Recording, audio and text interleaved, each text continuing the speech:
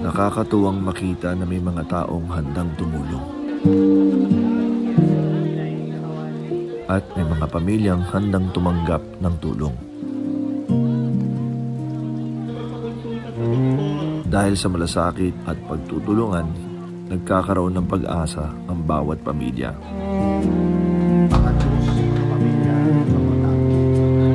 At kapag nagtutulungan ang bawat isa, mas nagiging matatag ang ating bayan.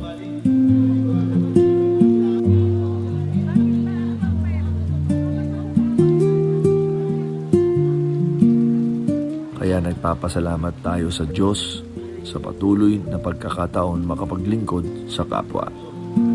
Sa mata ng kapwa, kundi sa mata ng Diyos. Amen? Para sa Diyos, para sa pamilya, para sa bayan.